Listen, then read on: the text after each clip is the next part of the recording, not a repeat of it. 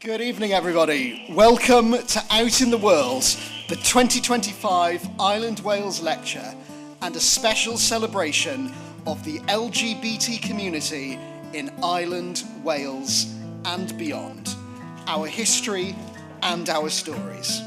I'm Fred Till, the Public Diplomacy Officer here at the Irish Consulate in Cardiff, and I'm delighted and grateful that you are all here in this fabulous venue. Out in the World celebrates the rich, real stories of human lives, relationships, families, and communities. Stories that have often been lost, overlooked, or actively silenced.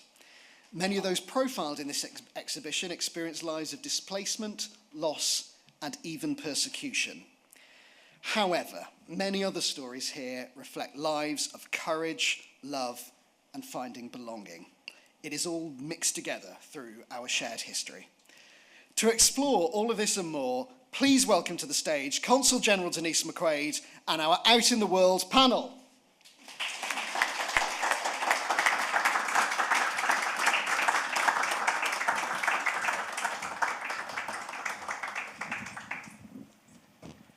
Good evening, ladies and gentlemen. It's not often I get the opportunity to make such a theatrical entrance, and I couldn't resist the opportunity. Thank you so much, Fred, for your introduction, and Croeso, welcome, and Céad Míle Fáilte to everyone who's joined us here tonight. I'm really so glad you are all here this evening to celebrate the history and stories of Ireland's LGBTQ plus diaspora. Now, by coincidence, this event takes place in the middle of the Department of Foreign Affairs' 10 days of gender, equality, diversity and inclusion. And it genuinely is a coincidence. Fred and I looked at all sorts of possible dates that we could have this event, and this was really the one that worked out. But it is a happy coincidence. So now in its third year, this 10 days of what we call JEDI celebrates the collective efforts of the Department of Foreign Affairs staff in Ireland and across the world to advance gender equality, diversity and inclusion. And we do this because we're convinced that living by our shared values strengthens Ireland's diplomacy, it strengthens our development work, and it strengthens our support for Irish citizens. And it also fosters respectful and inclusive workplaces for Department of Foreign Affairs staff wherever we are. Now, I think it's really important to acknowledge that in the past, Ireland was not known for equality, diversity and inclusion necessarily. It's very clear from the stories told in the Out in the World exhibition that Ireland was not always a place where LGBTQ plus people could live full and open lives, and that this was one of the reasons why many people emigrated and built new lives here in Wales, across Great Britain and across the world. This year, 2025, marks the 10th anniversary of Ireland's Equal Marriage referendum and also the 10th anniversary of Ireland's Gender Recognition Act. And when you look at the exhibition this evening, you'll see how far Ireland has come, and we are really proud of that. We're really proud of our LGBTQ plus diaspora. We want to support the Irish community in all its diversity, and we want to hear the stories, and we want to hear your stories, and I think this evening this is a really good opportunity to make a start on doing that. So it remains only to introduce our wonderful panel. I'm really pleased to welcome in the middle, Dr Mary McAuliffe, Director of Gender Studies at University College Dublin. She is a historian of gendered and sexual violence, Irish LGBT activism and lesbian history in Ireland, including during the revolutionary period. She was a member of the National Museum of Ireland Decade of Centenaries Commemoration Advisory Committee. And thank you so much, Mary, for travelling here to Cardiff, especially from Dublin, for this event. I'd also very pleased to welcome Dr. Dav James, playwright, screenwriter, composer, performer, novelist, and now BAFTA award winner for the truly exceptional series Lost Boys and Fairies. If you haven't seen it yet, it's on BBC iPlayer. It's really wonderful, but I warn you, it probably will make you cry. Our third panellist, Dr. Daryl Leeworthy, is here. He's a writer based in Pontypridd and formerly the Rhys Davis Research Fellow at the South Wales Miners Library at Swansea University. His research interests include Welsh LGBT history, the Irish LGBT diaspora, and the GAA. He is the author of A Little Gay History of Wales, which is a really accessible and interesting book. I don't think it will make you cry. It might make you a bit angry, but also glad for how times have changed. Now, the plan was that Damien Curlin would moderate this discussion this evening. Unfortunately, personal circumstances mean that he can't join us, but I am really pleased that the Reverend Delyth Liddell agreed to step in at short notice. Thank you so much, Delyth.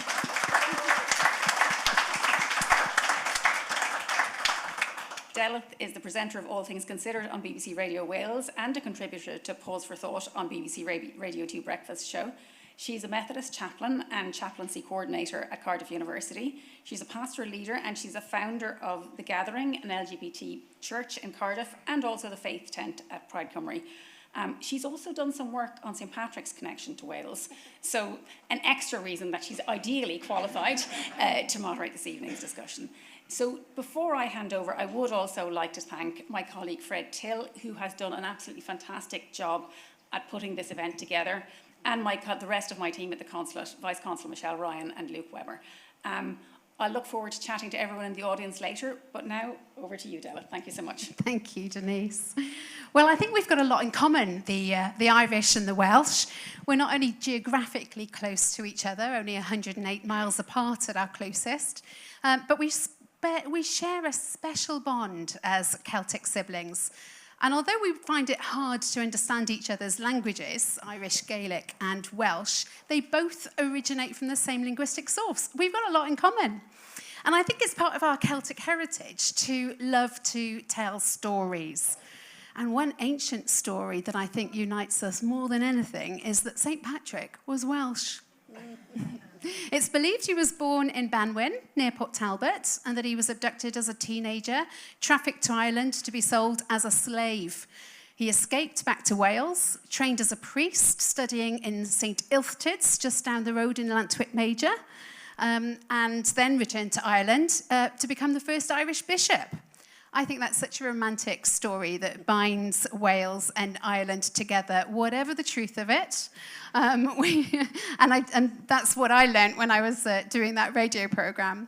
So in fact, St Patrick was a Welsh migrant to Ireland. Well, today we're here to honour the stories of the Irish diaspora. The Out in the World exhibition highlights the stories of the Irish LGBTQ plus emigrants who have found opportunities to live and love abroad, a history that is often overlooked, told through 6 themes: exclusion, community, love, defiance, solidarity, and return. As a Christian minister, I know the exclusion that many LGBTQI Christians can face in churches, and the community and solidarity that a safe space like The Gathering, the church I lead, can bring. But where have our Irish siblings found their community? What has been the experience of the Irish LGBTQI diaspora? What themes of displacement and finding new communities are common for us all as Welsh and Irish siblings? So that's what we're here to discuss and to share some untold stories of the LGBT history of our panelists. And I wondered if we could just turn to you all to say something of yourselves. Let's start with you, Duff. You're right here. Hello. Hello. Hello, everyone. It's lovely to be here. Do you know what? When I was asked to do this panel, I felt a little bit like a fraud, because I was like, why am I here talking about the Irish experience and diaspora and all of those things? And until they pointed out to me, but Lost Boys and Fairies is an Irish and a Welsh character who are both part of the diaspora because they've moved to Cardiff from elsewhere. And I went, oh yeah, of course. And then I also went, oh yeah, and then I moved away, didn't I? And it's really interesting how we don't necessarily see ourselves through a certain prism until somebody reflects it back to you. But I think, for me, for sure, I was constantly searching for a sense of identity, which I felt at the time I could not experience in my own community, and I had to look elsewhere. And that was partly growing up as a Welsh speaker, where I felt like there was no representation in the literature, in the drama, in the world around me. And so I had to go elsewhere to find it. But then, as in all great kind of heroes' journeys, I found that I ended up coming home and finding that what I was looking for had been right under my nose all the time. And that's those are the type of stories I write about. Yeah, great, thank you. Mary, Chriso, welcome to Wales. Thank you very much, and believe it or not, it's my first time here in Wales, so I was absolutely delighted to get this invitation. I've always wanted to come to Wales. I've been fascinated by the Welsh and Irish connection, and of course it was the Cambro-Normans who came from here in 1169 that led the first invasion, but we won't talk about that. No. And Strongbow and the Earl of Pembroke. So it's great to come here and to share some of the stories I've been looking at. Actually, I will be talking about a Scottish woman of Anglo or Irish-Scottish descent, and an English Anglo-Irish aristocrat who gave up her life and moved to Manchester. So I don't have any Welsh stories, except, of course, the famous ladies of, and forgive my Welsh, Llangollen. Yes. What? Llangollen. Yes, thank you. Who left Kilkenny in Ireland in the late 18th century. Two young women, Eleanor Butler and Sarah Ponsonby, who were distant cousins and ran away together. They had to run away twice. They were caught the first time, and then they ran away and set up home. And their house, which I've always wanted to visit, is a heritage site now. I don't know if anybody's ever been there. But of course, theirs is a wonderful queer story of a diaspora that became people that the elite wanted to visit on their way to get the ferry or get the boat to Ireland at that time, I suppose. And so that's my only Welsh story, though, of LGBTQI diaspora. But I'm delighted to be here. I myself have never immigrated. Well, I did. I internally migrated from Kerry, which is in the southwest coast, to Dublin. And if you know anything about Irish people, home is always where you grow up. Yeah. You just happen to live where probably you've lived most of your life, but that's not home. Home is where your mum is and your county team are and all of that sort of thing. But I've been fascinated by the revolutionary women particularly, and I'll tell you some stories of those women as we go on. Yeah, great. We want to hear them, so yeah. And Daryl, tell us about you. Sure. Hi, everyone. Why am I here? Well, I suppose I'm here because I watched Pride, the film, back in 2014. So technically, my world starts with Dav's world, really. And I watched that film, came out the cinema like everybody did, and went, oh my God, where did, excuse the phrase, where did that story come from? Was it like that? Did it begin that way? And who were the characters involved? So off I went to do the research and suddenly was involved in all sorts of things. Went over to the archives in Manchester where the LGSM archive is held, part of it. Flicked through, and there it was. LGSM invites you to a St. Patrick's Day dinner in Mark Ashton's flat in March 1985. I thought, there's more to this story than meets the eye. And then I started to realize as I was doing that, and then in the pandemic, like we all did, had to find something to do. So started digging through the family tree and realized that where my homes are technically, with parts of the family, are in Cork and in Derry, the two ends of the island, right. But nevertheless, that part of the story. So I guess, in a way, I represent a certain part of a diaspora in both senses of that we're going to explore this evening, in a way that I hadn't realized. And it was thanks to the stories that Dav and others tell that set me off onto the history that we will talk about later on, but also then helped me explore the family sides of things as well. Having been, and I'll make this great revelation, this is probably the most controversial revelation of the evening, having been an emigrant as a child from England, sorry everybody, to Wales. So, the immigration story is very much part of mine, which I guess is an internal migration, really, but, you know. Yeah.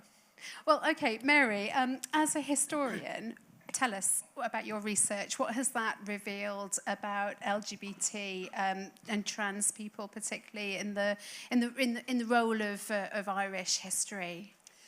Well, my particular research over the last decade really has been about revolutionary women, those women who fought in the Irish War of Independence and then in the Civil War and who were there at the formation of the new Irish state in the early 1900s up to the 1920s.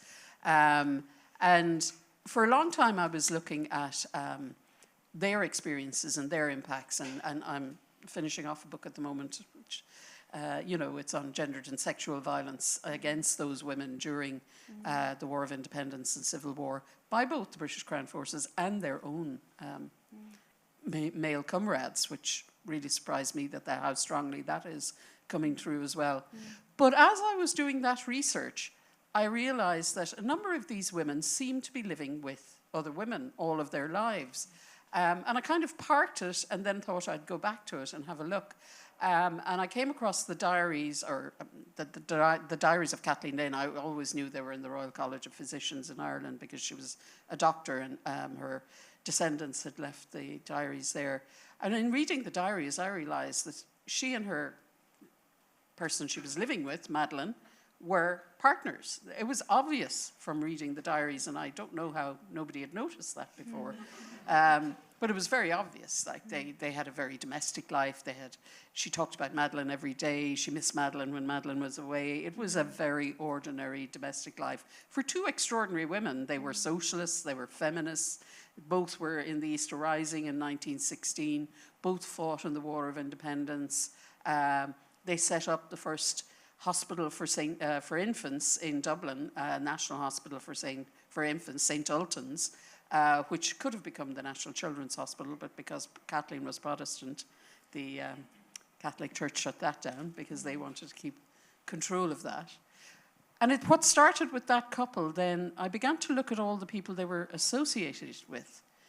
And it turned out that there was about 12 or 13, 14 of these revolutionary couples, both in Ireland, in the UK, and in the US. So they have this interconnected, based in Ireland, but diasporic network of basically queer women who are working who are activists as feminists, who are socialists, who are supporting the Irish Revolution in any way they can, either militantly or fundraising or propagandizing it throughout the world. And if I have time, I can tell you about one or two of them, the ones that have that absolutely. Go connection. For it. One of them is Margaret Skinner. Margaret Skinner was born in Coatbridge outside of Glasgow, of Irish descent. Her father was from Monaghan. Her mother also of Irish descent, but further back. Brought up there. She never loses her lovely Scottish accent. She is interviewed in the 1950s, and she still has this Scottish accent, and she'd lived in Ireland from about 1919 at that stage. Brought up within the Irish diaspora in Glasgow and that surrounding area, joins the Cumann na mBan, the Irish militant Republican organisation, when it's set up in Glasgow in 1914. Learns how to shoot, because, of course, this is in the middle of the First World War started in 1914 as well. And they set up ladies' gun clubs in case the German invaded. But she said in her memoir, she learned how to become a sharpshooter, but not for the enemy they were hoping she would shoot at. So Margaret had an ulterior motive. And she was in touch with all the revolutionaries back in Dublin, and they trusted her implicitly because she and her comrades were stealing munitions from the shipyards in Glasgow and taking them back to Dublin. In her memoir, she talks about taking the boat from Glasgow to Dublin with material to set bombs wrapped around her hat and around her body. And it was a very rough crossing, and she thought she might explode. But she didn't. And she knew the Easter. She's one of the few women who knew the Easter Rising was going to happen. So she's back in Dublin for Easter 1916. She then obviously was a failure. She's shot 3 times. She's one of the few women who was actually in the fighting. She survives. And she goes off then with a few of the women to America on the Republican Women's Tour. They're fundraising to rearm and regroup and all that sort of thing. And is there for about 18 months, writes her memoir, Doing My Bit for Ireland. She said, Scotland was my birthplace, but Ireland was my country. It was the opening sentence of her memoir. And when she's in New York, she meets another Irish immigrant, Nora O'Keeffe. who had emigrated around 1909 from a family steeped in republicanism in Tipperary in Ireland, and they obviously get together then, because the next record we have of them is back in Dublin in 1919 in the same house, and they lived together then until Nora dies in 1944 and Margaret dies about 1962. But when I was researching Margaret, I had no idea that Nora was such a big part of her life. For a number of reasons, Nora isn't as well known. Also, in the archives, there were 2 Noras writing to all the women in the networks, and the archivist miscatalogued it as the one Nora, and it took me forever to disentangle the Noras and realize one was Nora O'Keeffe, who was Margaret's partner, and the other was Nora Connolly O'Brien, who was Margaret's best friend, which was very complicated. But the other reason is when Margaret died, her executor, her nephew, she'd been a daily diarist, burned her diaries so that her private life would not make it into the history books. Oh, no. And I cried when I heard that. Yeah. I mean, she's beautiful writing, so it would have been so easy to read those. It's not often you get that. But also, there must have been something in the diaries that made him burn them, which made me more determined to find archival sources that proved they were a couple, which I did. I got in touch with a grand niece, and it turns out that Margaret had also left about 7 albums of photographs of their life together, which weren't burnt, and which she had, and which she shared with me very graciously. And it showed a life of 2 women over the decades, living their life together, being together, having their friends over for tea. And then they wrote lots of letters at that time, of course. There was no text messaging. So all of their letters are in other people's archives. And you can see that they are a couple. And so a meeting in New York between 2 women who had to leave Ireland, one of them a Scottish-Irish woman and the other an Irish woman from Tipperary, led to a romance that lasted a lifetime. They migrated back. Margaret went on to become the head of the Teachers' Union for primary school children. She's the second woman, and now we know she was the first lesbian. Obviously, in 1955, they didn't say that about her when she became the head of the union.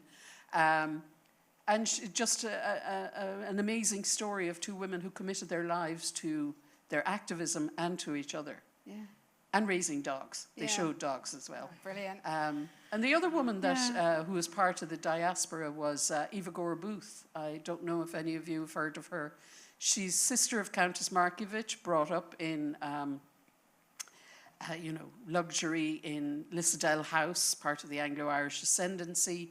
And she goes off to Italy in the late 1890s and meets a young woman called Esther Roper, who is from Manchester, very much middle class, lower middle class, but is an activist, a suffragist, a writer, campaigner for the rights of women workers. And Esther and Eva set up in Manchester in a 2-up, 2-down. So she moves from a 40-bedroom, beautiful house on the west coast of Ireland into a 2-up, 2-down in Manchester. And they spend their lives together. They're very involved with the Pankhursts. They're very involved in campaigns. One of their campaigns was to prevent Winston Churchill winning a by-election around 1904, 1905, and they succeed because they were campaigning for the rights of bar girls. The government was going to introduce a law that a curfew for women, which meant women who worked in bars would lose their jobs because, of course, they wouldn't be able to go out after 8 o'clock. And in order to pass that, they needed Churchill to win this by-election, and Eva and Esther, along with the help from the Bar Girls Union, defeated him. It's the only defeat he had in electoral politics, even though women couldn't vote then. So they were extraordinary women. Again, their first biographer, denied there was a relationship. There's a letter from her to their nephew, and she said they only enter each other's bedroom in case of illness. How she knew that, I don't know. And also that she didn't find any evidence of deviancy in their correspondence.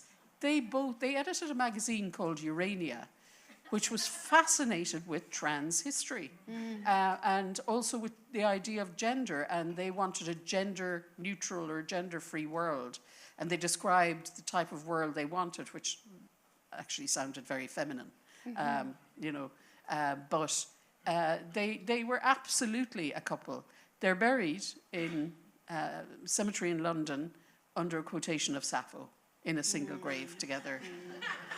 Yeah. I mean, I Says think it that's all. giving us a big hint. Yeah. And they were extraordinary women. And there's so many others of their stories.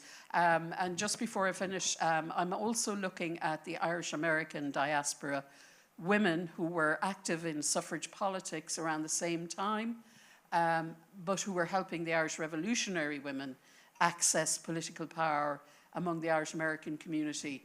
Among them, a fantastic woman called Marie Equi, whose mother was from Tyrone, that generation immigrated. She was born in America. Her father was Italian.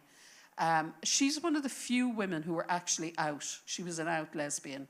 And she ended up doing 3 years in San Quentin for her trade union activities and socialist activities. She was a doctor, an extraordinary woman, but she knew Margaret Skinner, and she knew Nora Connolly, and she knew all of the women, the Republican women, and helped them fundraise. And she actually had a relationship with Kathleen O'Brennan, who was one of the Irish women who immigrated when they had to leave Ireland. It got too hot for them around 1919, 1920. And they had a brief relationship, and they were being stalked by the FBI. So we know from the FBI report what hotel they were staying in, and the fact that they were sharing a hotel room together, and the FBI spy was absolutely disgusted at this display of deviancy as well. So it's amazing where you find these materials in the archives, because people are naming it, but they're naming it in ways that you have to kind of farce and look at, and they're naming it in negative ways as well. But I think whatever the archive, if you can find the proof, whether it's an FBI report or a diary, it is showing us that LGBTQ histories are part and parcel of all of our histories. And I mean, there's a little bit of pushback on, calling our Irish patriots queer women and queer men, but it's almost like, what, you can't be a rebel and be lesbian, you can't be a rebel and be a gay man? Of course you can. In fact, that makes you more inclined to be a bit rebellious and a revolutionary and fight for freedoms, not just for yourself, but for your country, for workers, for women. So I hope once this book on the violence is done, to go back to that and take it back into the 19th and 18th century and look for more trans histories as well. I found some newspaper reporting about, bodies being found to be other than they were presumed to be.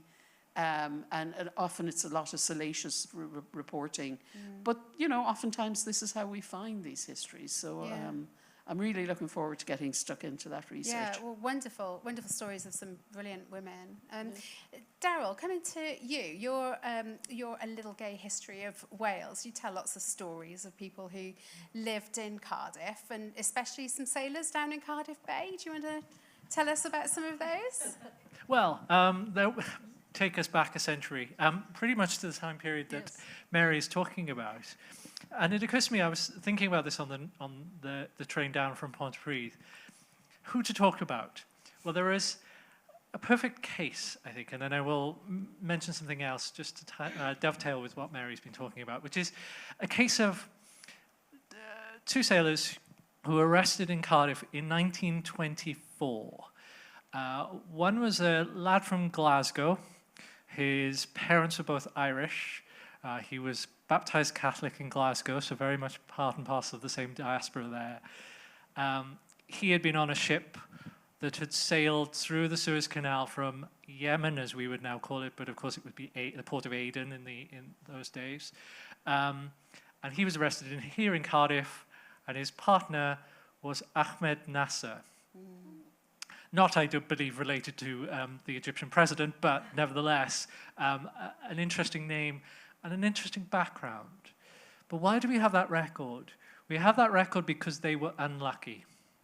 They were unlucky to be arrested because the local police weren't that bothered by such relationships. And nor, it tells you from that record, were folks in that time period.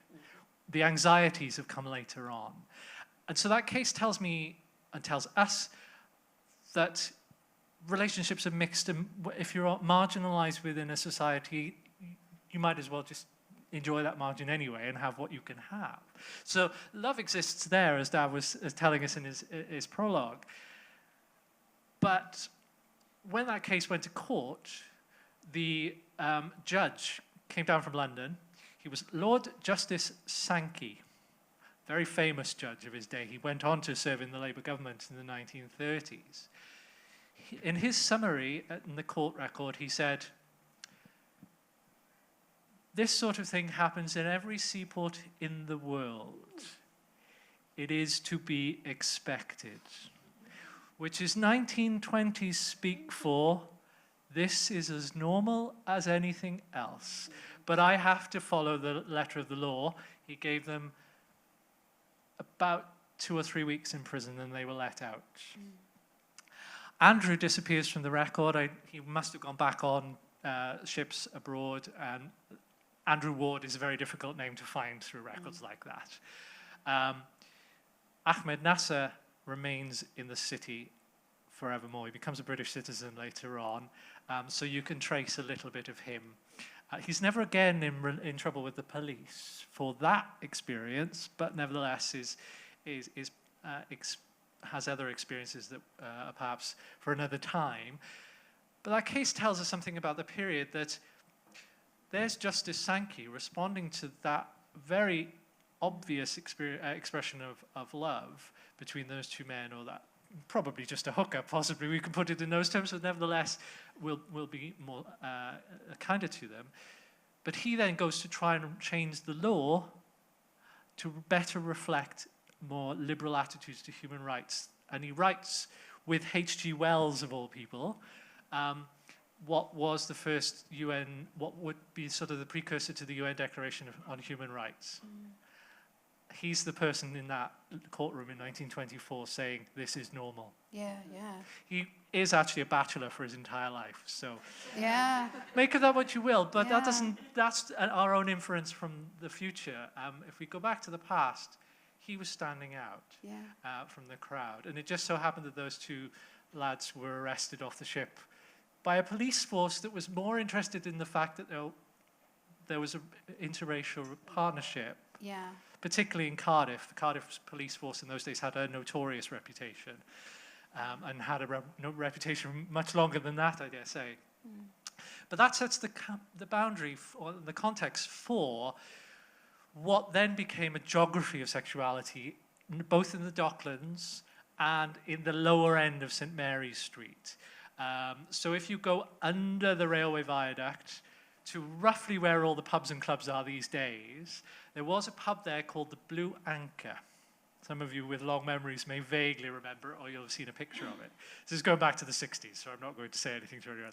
I don't remember. And in there, that was the meeting space for the very first branch of the queer movement in the 1960s, the Cardiff branch of the Campaign for Homosexual Equality. And you can imagine it was formed by a lot of men, students, some ex-merchant seamen who got married in Barry, their wives had passed away, and then they'd realized late in life, or actually they hadn't realized late in life, they'd known all the way through their lives, but they'd suddenly been able to express themselves. Gone along to those meetings.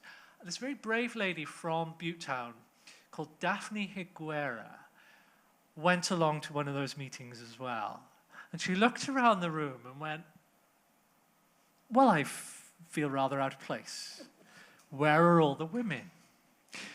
And she sets up Cardiff's first women's section of CHE.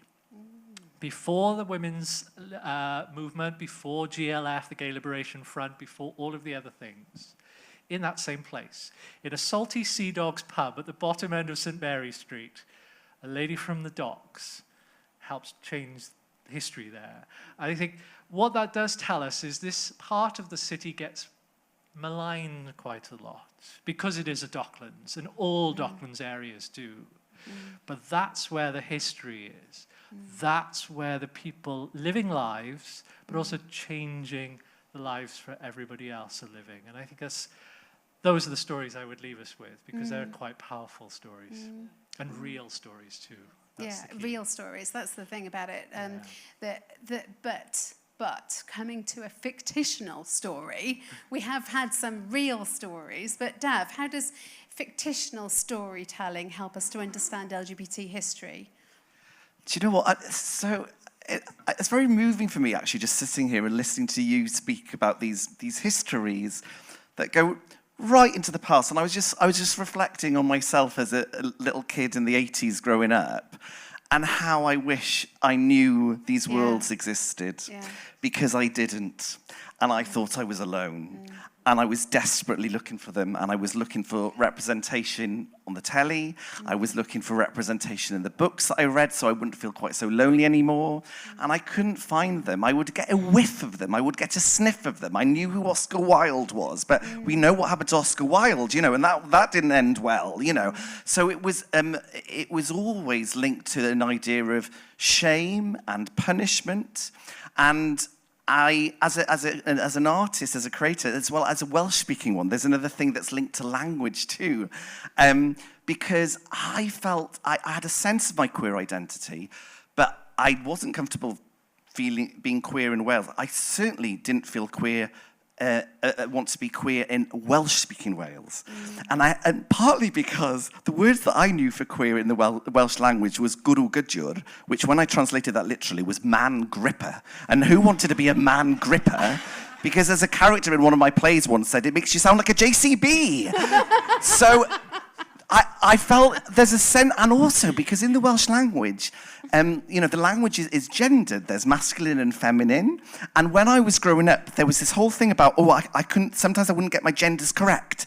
And so I would feel the threat of not getting my gender correct. And that there was something very binary about all of that. And so I felt like I was being forced within the Welsh language to be binary, and it was conservative. And mix into that into a chapel upbringing as well, where I took things very literally as a child. So I had fear of Satan, I had fear of hell, and I thought I was being told that I could not be gay because I would be punished in hell for all eternity. And so this was my experience. And so what did I do? Well, I got the hell out of there, didn't I? Absolutely. I needed to get as far away from that as possible. And I ended up in Edinburgh.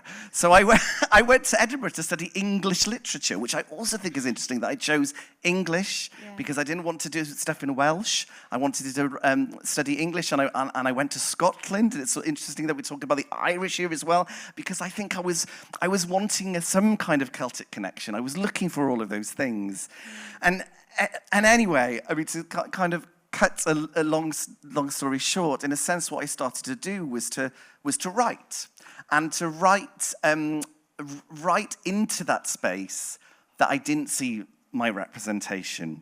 And I got a commission to write a Welsh language play. And I didn't know what to write. And originally I was going to write about the Gododdin, which was this ancient epic war poem, and I was going to make this kind of homoerotic play or what. And then the literary manager came to me and said, I don't feel like this is the play that you want to write about. You should write about what you want to know, what you know. And I went, I don't know how I can't write a Welsh play because I want to write about queer identity, but I feel so conflicted about writing about that in the Welsh language. And she said, and what is drama? I went, well, drama is conflict. And what have you just described to me? Conflict. Oh yeah, okay. Write that play. Write what you are feeling and your relationship to language and identity and belonging and the wrestling with it. And so I did, and that play was called Llwyth, and which literally which means tribe.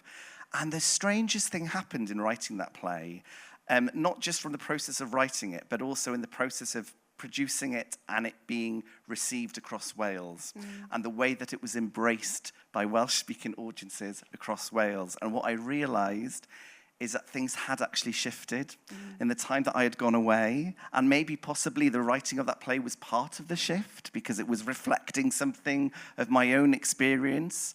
But there was something incredibly powerful to me about how the journey that the protagonists in that play, Aneurin, which is quite similar to the experience that Gabriel goes through in Lost Boys and Fairies later, and I can come to that later, mirrored my experience. And it was through that looking for belonging, by going away, coming back, taking what I'd learned, finding connections, finding community. All of those things are powerful. And then gradually, my experience of that conflict began to heal, actually, and transform, Well, let's talk about Lost Boys and Fairies, because many of those characters seem to be displaced and finding new homes, new family, new community. You know, it's your chosen family, isn't it? The kind of phrase that I like to use. That's also about, your program was also about reconciling that with the old family, with your home community. And there does seem to be a theme from what we've all, what everyone said really here, about reconciling who you are at the heart of, where your home is. And I wonder, is that how you see your work? I think it's just inevitable, because it's just I think drama is about working through conflict, and for me, in order to find redemption, the type of stories I don't want to write tragic stories. I want to write challenging, difficult stories, but I want to go into the dark in order to get out into the light again, to find hope, to find love, because we need stories of love in this universe, in this world that we live in. And so I think that there's a kind of, I do have a, that's part of the mission of the type of stories that I write. And it is interesting in Lost Boys, I think, because Gabriel is struggling with his relationship to his father, with what was his version of his chapel upbringing, where there's a scene in Lost Boys where you see Satan come through the wall, and it was like he was living in a horror film for him in his internalized world of trauma. But there's something really beautiful in the fact that it's Andy, who is Irish, who has moved to Cardiff. Andy is the one that kind of talks to him, because Gabriel is insistent that he doesn't want Jake, the child that they're adopting, to go to a Welsh language school. He doesn't want him to go there. He doesn't want to learn his language. That's how alienated he is from himself. And it's Andy who gently explores that with him, who encourages him, who wants Jake to learn the language of the community to which Andy has found, because he can see the value of that. And of course, they've all found community in Neverland, which is the club that Gabriel sings in. This intergenerational club where they're learning from their elders. There's 3 generations of men in Neverland, which actually reflects the personal world of Gabriel. Emrys, his father, and Gabriel and Jake, the little boy that they're adopting. So they're all lost boys in a sense, and they're all trying to find a sense of community and home. And that's the journey that they all go to. And it's together then, being able to communicate, that they can find healing within each other. But not all stories, and particularly not all non-fictional stories, historical stories, come, have the darkness and then come out into the light. We have some stories, I'm sure, that are just tragic. And I wonder whether you've got anything to share. Perhaps, Daryl, obviously you've contributed to the Out in the World project, haven't you, and credited in this display. Are there stories here that we need to have a look at that are painful? Because we come from our whole existence as LGBT folks. It can be painful. Yes, and the biggest pain in the 80s and 90s with the HIV/AIDS pandemic, as we should call it, in the epidemic of that period. And it is an emigration story. And it was very difficult when Maurice Casey, the research officer who helped put the exhibition together, and I had a long chat about all sorts of things. And we did the solidarity movements, we did Mark Ashton and all the positive stories there.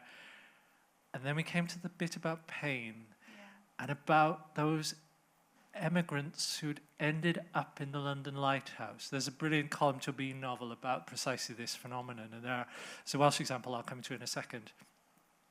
That there were Irish immigrants who'd gone to London, ended up in the London Lighthouse, which was the AIDS hospice, the main AIDS hospice in London in the 80s and 90s, and couldn't explain to their families why they were in that hospice. So that conversation had to happen when someone was dying. And even just trying to explain that is very difficult to explain. But it's a double whammy, if you'll excuse that expression, because so many of the nursing staff in that hospice, I mean, we all know that the National Health Service in the UK would have collapsed if it hadn't been for Irish immigration. Because Irish nurses in the NHS make it happen and have done for decades. That so many of the nurses in that very hospice, looking after emigres from Ireland, also couldn't explain the work they were doing. So there's that pain in London. And that's a pain that I think it's very difficult for us to convey if we hadn't been in that situation. And why is it painful for us here too? Well, it's painful here too because up on the North Wales coast, there was an AIDS hospice. And that community, I think near Penmaen Mawr, I'm not going to tar the community with anything because it was near around there, but not precisely there. And when it opened, that community went, we don't want anything to do with that. The house prices will collapse. We'll all get it, and it'll all be horrible. We don't want it. The only reason I knew that hospice had existed is because I was looking in GCN and Out magazine from the period in the 80s, and there was an advert. If you cannot go anywhere else, come to us. So that hospice they didn't want in that Welsh community in North Wales was advertising to Irish folks who felt they could go nowhere else. To get on that ferry, to come to North Wales and to be looked after alone. That's the truest pain. It comes back to what Dav was saying there, that you felt alone. But to feel alone on your deathbed is the greatest pain of all. I don't think anyone who reads any of that archival material can read a lot of it without feeling the pain of that moment. Yeah. Even if you are completely disconnected from that pain, it comes off the page. And I dare say Mary's got examples from her own period in the past there where that pain just seeps out of the page. It's like that is in itself a memory of that awful moment. So, sorry to bring it right down. Well, but redemption will come, I dare say. We hope so. We hope so. I mean, it's important to hear the pain, isn't it? It's important to recognise that it's part of our history. But I wonder, how important is it then for us as LGBT people, as storytellers? You know, as we went right back at the beginning, I said we share this Celtic longing to share the stories, don't we? In actually building understanding and dialogue. How important is that? Mary, let's go to you first. Oh, I think it's very important. I mean, I began my career as a historian of women and writing women back into history and understanding the marginalisation and invisibility of women's narratives and women's stories and why that was so important. And then that broadened out into writing queer women and then more broadly LGBT histories. But personally, it's about seeing my own histories reflected in history books and that sense of identity that, you know, I am who I am as an Irish person. But for a long time, who I am would not have been acceptable and wasn't accepted in Irish history. And I mean, there's lots of pain around that. I mean, you mentioned Oscar Wilde, but his niece, Dolly Wilde, was very much involved in the salons of Natalie Barney and what were the writers? Alice B. Tolkien and Gertrude Stein, all around that time in France. And she ended up dying a lonely alcoholic death in London, and a very, very sad story. In New York in the 90s, the Irish diaspora of that time had to campaign to be allowed to be included in the St. Patrick's Day parade. Yeah. Because the ancient orders of Hibernian said you couldn't be gay and be Irish. Yeah. You couldn't be lesbian and be Irish. So how important is it for us to tell these stories, though? It's very important. Where does that come? Where does the understanding come from these? I mean, let's go to you, Dav. From telling these stories, where does the understanding come for everybody who's listening? As in, how do you... So we have all these LGBT stories. We're telling these LGBT stories. It's important to share them, yes. But how does that actually build that understanding and dialogue? Actually, what I think is interesting is if I go back to the Welsh language play that I wrote, it was the first Welsh language play by a gay man about gay characters that had been written. That's 2010. Yeah. Now, but the point is, there are so many different queer experiences, right? And you've got to start somewhere. And my thought is, if you start with one, and what that does is somebody go, so there will be other queer people watching it, yeah, but that's not my queer experience. And that's brilliant, because that's what you want, because you want people to write into the space of absence their own experience, because that's the only, I just think that it's for the little davs, you know, it's for the who have not seen themselves represented, you literally, just from the sense of, from being able to watch something, from seeing representation, to see yourself reflected, you know that you're not alone. Yeah. So even if your community, you can't find your community around you, there's a sense of hope in that screen. I can go towards that screen or elsewhere. Yeah. It drives you to go and find your people. It's all about trying to find your people. But I also think there is education happening. So, for example, Lost Boys and Fairies was on prime time BBC One. Yeah. And I nearly fell off my chair when the BBC said they were going to put it on BBC One, because I thought, if it's going anywhere, it's probably BBC Three. I just did not expect that to happen. They said, no, we want it to go on there. And actually, because essentially, in a way, it's a bit of a Trojan horse in a way, because it's a story about family. It's said there's something very accessible about it. There's something very universal about it. But through that, you're also able to tell people a side of history or an experience that they might not have experienced before, and to see love is love, people are people. And I have heard examples of people who have watched Lost Boys who have said, I didn't believe in gay adoption until I watched that show. Minds have been changed. Yeah, minds been and changed. Actually, and that's the point, yeah, isn't it? that's the point. And there are people also who've watched it and gone, I was scared of adoption. Now I'm going to adopt.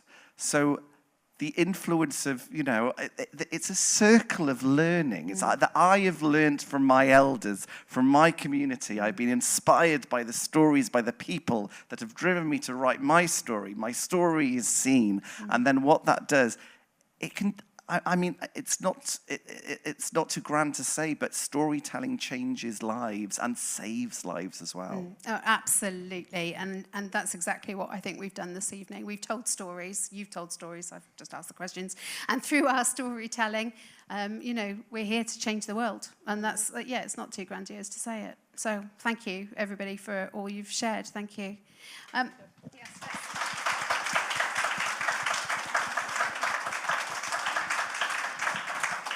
I know we've got a short amount of time for questions. I have to say, we have no idea how many people are here or who is here.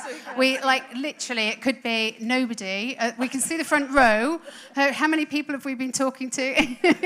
Could we have the lights up or down, one way or the other, so we can see? Oh, hello.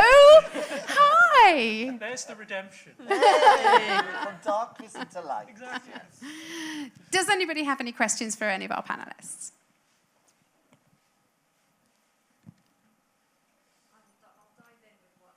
Great. There's a microphone coming to you now. Hello. Yay. Hi there. My name's Lizzie. I'm a queer writer, and I recently went to the Irish Film Festival, and there was a film on there, and it's on Channel 4 at the moment. It's called Bury Your Gays. It's a short film. I loved it. It was absolutely fantastic, and I was wondering if you'd heard of that trope, the TV trope, essentially that queer characters are killed off at a greater frequency than straight characters. Yeah. I was wondering if you had any thoughts on that. Have you seen the film? And if not, everyone, please go see it. It's on Channel 4, 4OD. What's it called again? Bury Your Gaze. Bury Your Gaze. Okay. Yeah. Yeah, go on, Mary. Yeah, I remember when I started going to film festivals, LGBTQI film festivals, I used to get so frustrated with particularly the lesbian films. It always ended in tragedy. It was split up, one of them died, awful things always happened. But in recent years, they've been changing a little bit.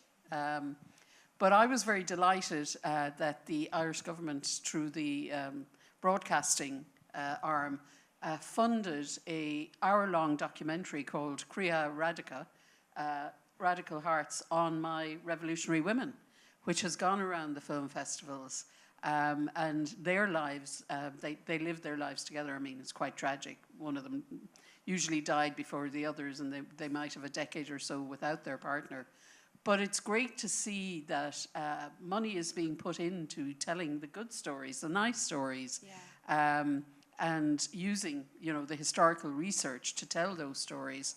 So the Radical Hearts tells the stories of 5 different couples, female couples of the revolutionary period, Margaret Skinner and Nora O'Keeffe among them.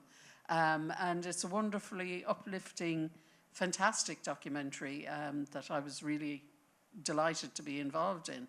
And if you can get it, it's on the TG Car player, TG4, Irish language channel. I don't know if you can get it over here, but you might be able to see it on YouTube, but it's a fantastic story. So they don't bury any gays in that one, and I'm delighted to see that in most films now, unless it is a tragedy, they actually, the women and the men all end up together, which is great. In Lost Boys, we do bury a gay. I was going to say. I remember bury this. a gay.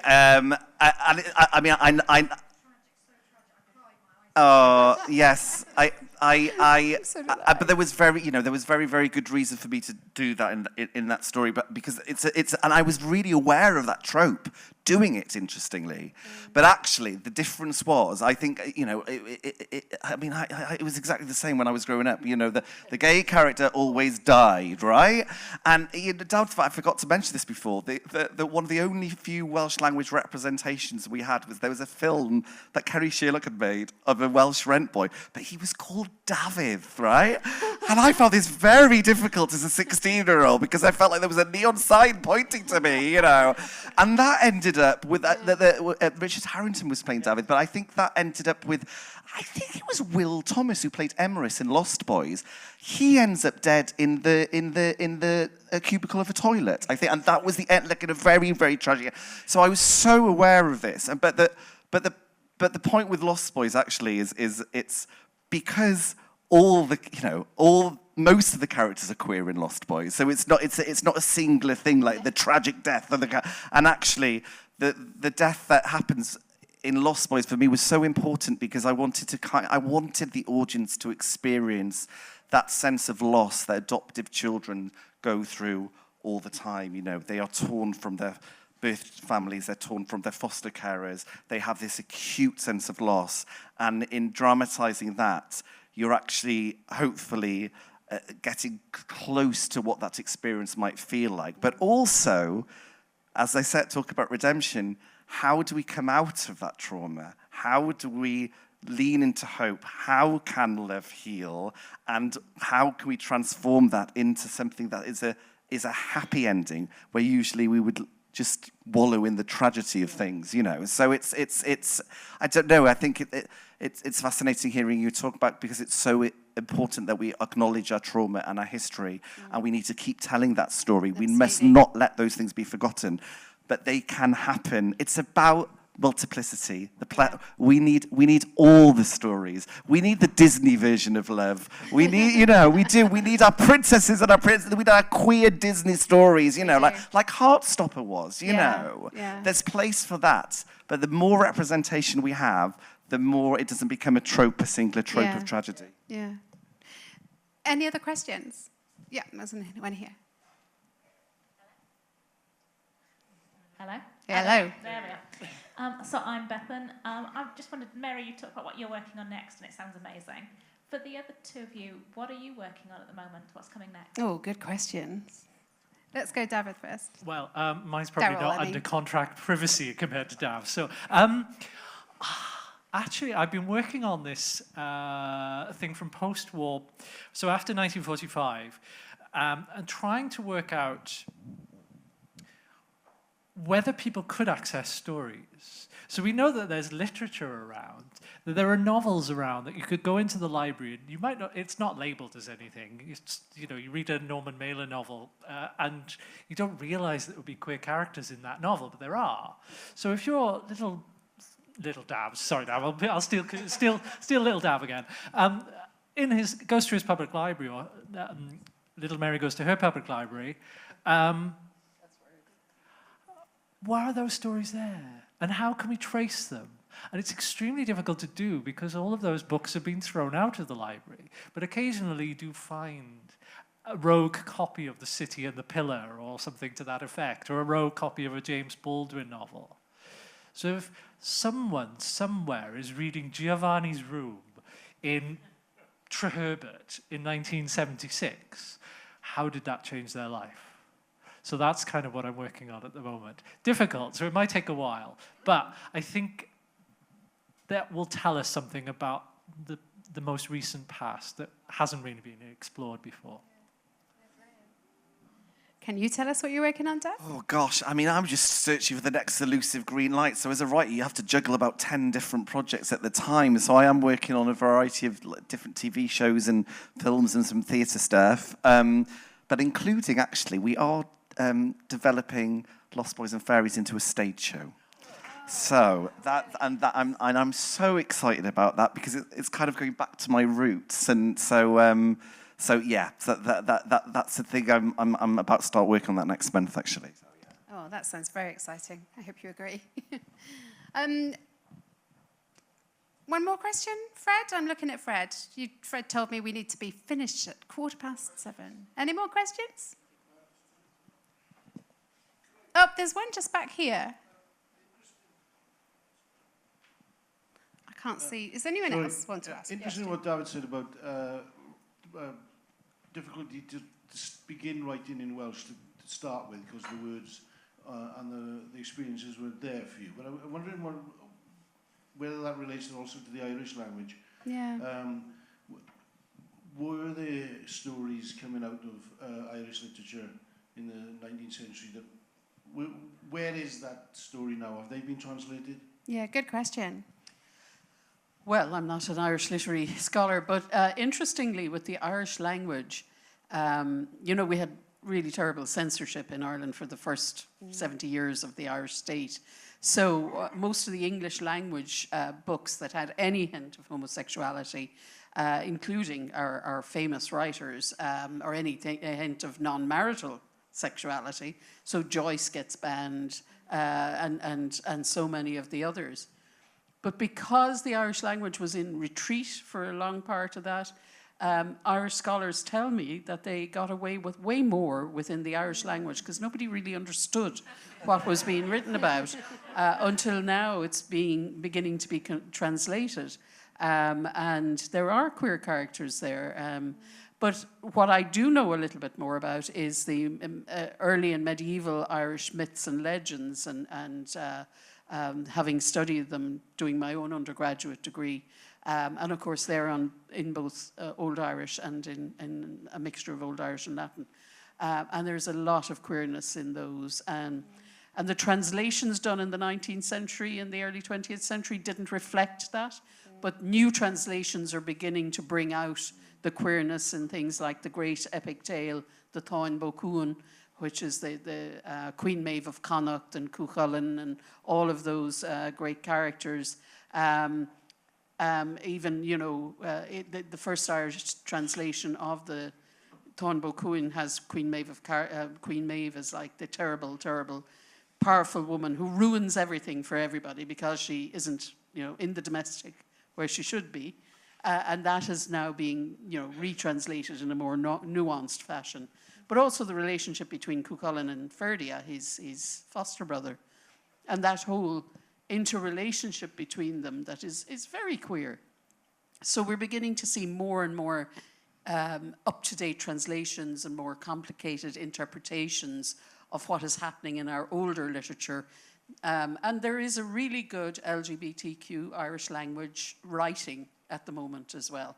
So both are being reclaimed, and it's fantastic to see. I'm slightly ashamed to say that my Irish is a bit rusty, but I can read it more than I can speak it really fluently. But it is fantastic that Irishness and queerness are now absolutely interrelated, as it always had been. But for a time, it was ignored, it was denied. Yeah. And just to pick up on that as well, in terms of the Welsh language, what I then realised, I think I was talking about that I thought it was binary when I was growing up because of the masculine and feminine, and then as I grew up, I realised that actually many of the words can be both masculine and feminine, and Welsh was always queer, and it was always non-binary, and you only have to look at the Mabinogi, the great kind of myths which are Irish and Welsh.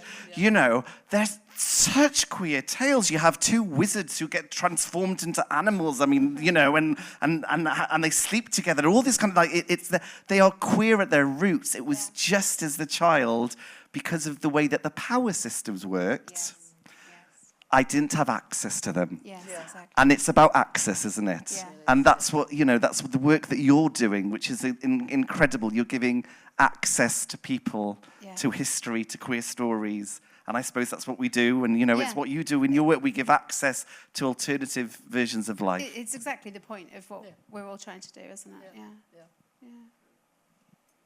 There we go.